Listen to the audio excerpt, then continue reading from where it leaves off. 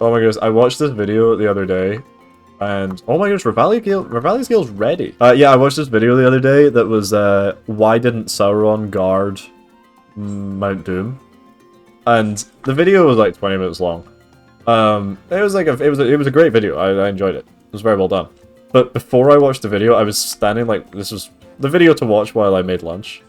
I was standing making lunch, and I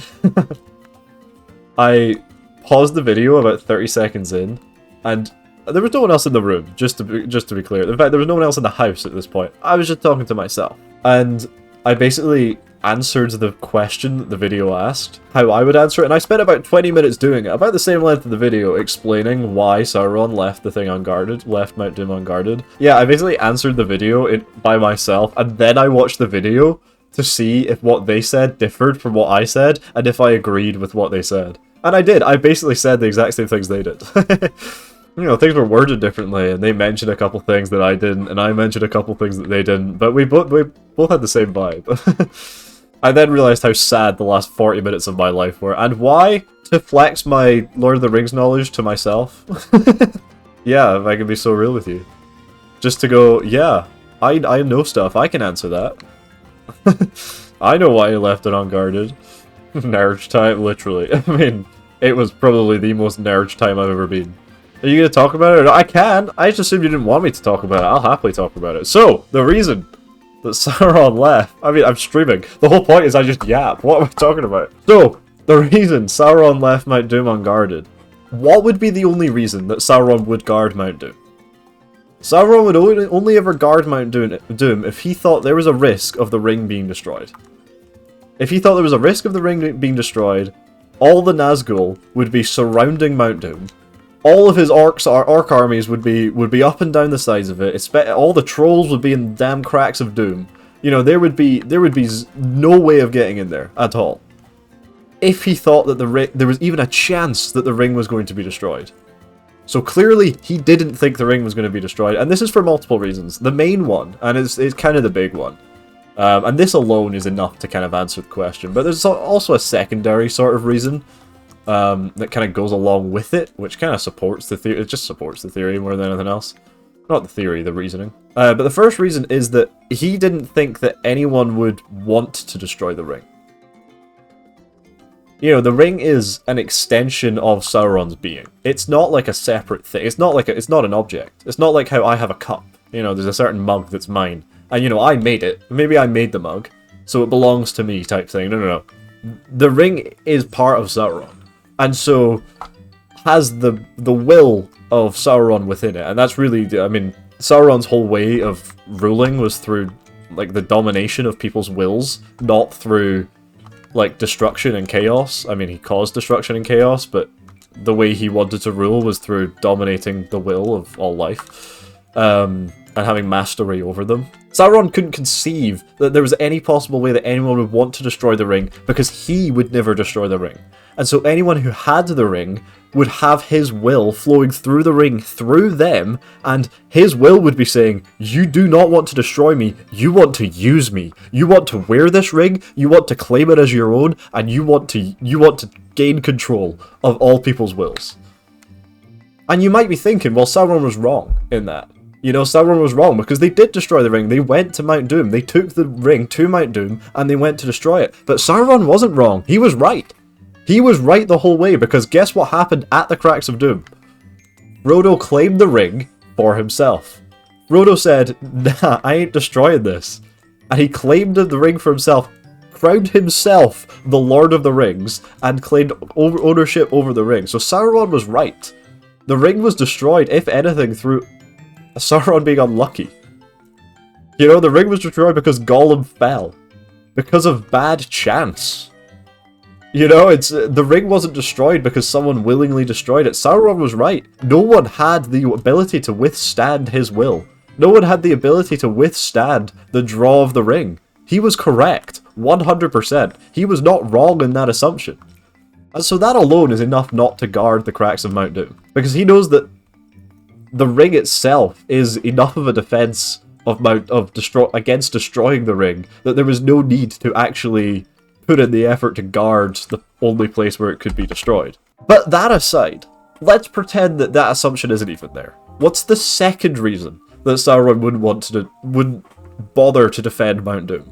The second reason is he didn't think the ring was anywhere near Mount Doom. Because you see, as soon as Frodo claimed the ring for his own, Sauron sends all of the Nazgul directly towards, on the flying winged beast, directly towards Mount Doom. They fly there immediately. As soon as he realizes the ring is there, he sends everything he has towards it. He goes, nah, I obviously gotta get that. I can't let it be destroyed. So he doesn't even think that the ring is there, and there's a reason he doesn't think the ring is there. A couple things happened earlier in the story that don't happen in the films, which kinda shroud this reasoning a little bit, but Sauron thinks the ring is with the armies of the West at the Black Gate, where Aragorn and Gandalf are. He thinks it's there. There are a couple of reasons for that. You thought Sauron could see everything? He can't. This is one of the biggest complaints I have with the movies is their representation of Sauron. Especially with the big eye, because that's just not how that works. He can't see everything. The Eye of Sauron is not a literal eye, or anything like that. The Eye of Sauron is a representation of, his knowledge. Sauron can see everything, in the sense that he can see everything that his spies see. So, anyone who serves him, anyone who, obeys him, he sees what they see. He hears the reports of the land and he sees everything going on. And obviously when someone claims the ring for their own, he sees that because the ring is part of his being. And when the ring is used, he sees... he doesn't even see the ring being used directly. Sauron actually knows very little, compared to what it seems like he knows, and what it comes across like he knows. There's a lot that he doesn't know in the films. In the books, sorry. That it looks like he knows in the films. So he doesn't know what his enemies are doing, and he makes a lot of wrong assumptions about what his enemies are doing, because of his own pride, and that is ultimately his downfall, of course. So yeah, it's a bit of a... Yeah, he can't actually see everything. It comes across that way, 100%. I see why you would say that. Because it does come across like that, but that's not the reality of it. So why does he think that the ring is with the armies of the West at the Black Gate? Why does he not think that Frodo could potentially have or someone else could potentially have the ring? Well, Sauron knows that the ring is with a halfling. That's all he knows. He knows this from when the ring wraiths explored the Shire. He knows that the ring is with a halfling. Right? That's all he knows about the ring's location. And he knows roughly where, the good guys are, and roughly where they're traveling. He knows they have the ring. He sees, after the destruction of Orthanc, or after the throwdown of, Isengard, and Saruman is defeated, Gandalf picks up the Palantir, or they get the Palantir of Isengard, which is the wee orb thing, that Pippin then touches. And Pippin sees Sauron, and is absolutely bloody terrified of Sauron, because, who wouldn't be? Let's be real here. And through that, Sauron also sees Pippin, which means Sauron, when expected to see Saruman, sees a halfling, and he goes, oh my goodness, Saruman has the ring. That's gonna be Sauron's assumption at that point. He sees the Palantir the Palantir? Am I getting is that what it's called? Is it a Palantir? Am I getting confused with the AI company? No, it's called a Palantir. He sees through the Palantir of Saruman, Pippin, and he sees a halfling. So Sauron thinks, oh, Saruman must have the ring. But then, later on in the story, this doesn't happen in the books. In the films, sorry. This only happens in the books. Pippin and Gandalf leave for Gondor a lot sooner than they do in the films. They never make it back to Edoras. They never make it back there. They leave from a middle of a field somewhere pretty much as soon as Pippin touches the Palantir. They leave. And they head for Gondor straight away. And what actually happens is the rest of the gang, Aragorn and Legolas and Gimli and all that, they head back to Helm's Deep, where they fought that battle before with all the orcs in the night, and Gandalf came and saved them in the morning, right? They head back to Helm's Deep, and when they're back in Helm's Deep, Aragorn has the Palantir at this point. Gandalf doesn't have it anymore. Aragorn now has it, and what Aragorn does is, when they're at Helm's Deep, Aragorn goes to the top of the tower at Helm's Deep, and he uses the Palantir and reveals himself to Sauron. He reveals himself to Sauron through the Palantir as the heir of Isildur and King Elisar. The one who, you know, the descendant of the dude who destroyed Sauron before. You know, he reveals himself as this.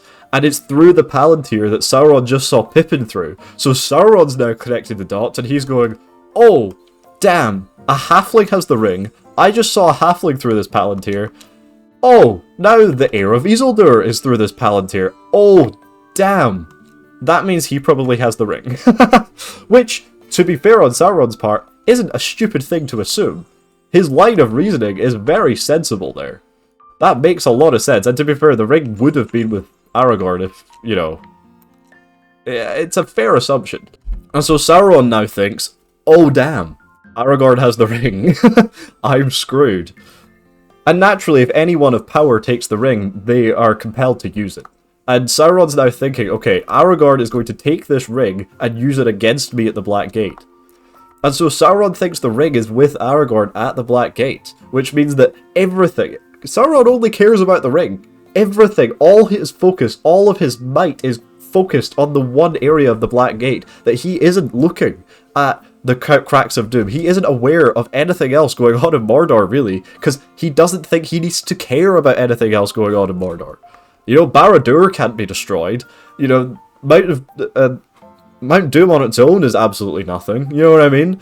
Everything is on where the ring is. So he puts all of his focus on the Black Gate, and it's only when Frodo claims the ring as his own, that he actually realizes, oh, I'm wrong. And everything crumbles. Everything crumbles at that one moment where Frodo claims the ring as his own. So for those two reasons, there's absolutely no need to guard the Cracks of Doom. One, because no one is willing to destroy the ring. And two, the ring, in Sauron's mind, never went near the Cracks of Doom. So yeah, that was like a, you know, pretty elongated explanation. But that's essentially why Mount Doom was completely unguarded and seemed like a really, you know, like a really big mess up on Sauron's part. Which arguably it was. But at the same time, Sauron's assumptions weren't stupid. He wasn't an idiot.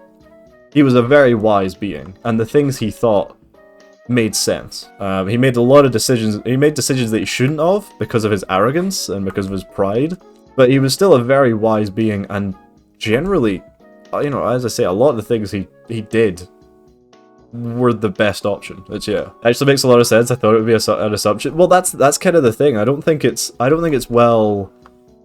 It's a difficult. I don't know how they would telegraph it better in the films. Again, I want to be clear. The Lord of the Rings trilogy is my favorite trilogy in cinema history. Like, they're my favorite films of all time. By a mile. Closely followed by Star Wars. I know I said by a mile then, but they are. They're my favorite films of all time. They really are. But they don't telegraph Sauron well. Not as well as he is in the books. I think just... It's very difficult to get a lot of that thinking and knowledge behind that through well in a film without just saying it. You know what I mean? It's a lot easier to do that in a book setting, and Tolkien does it very well, as you can imagine. But yeah, it's not just like a silly assumption. It's, you know, he's not stupid. His reasoning is sound, and actually, Sauron is, as I say, Sauron was correct. No one was willing to destroy the ring. It was only because of Gollum's stupidity that the ring was ever destroyed. For an average Lord of the Rings movie watcher, do you recommend the books? Oh yeah, 100%. Yeah. I'm assuming you've already seen the films, but if you hadn't, I would recommend reading the books first. Big advocate for reading the books, 100%. I think it tells an already great story in an even better way.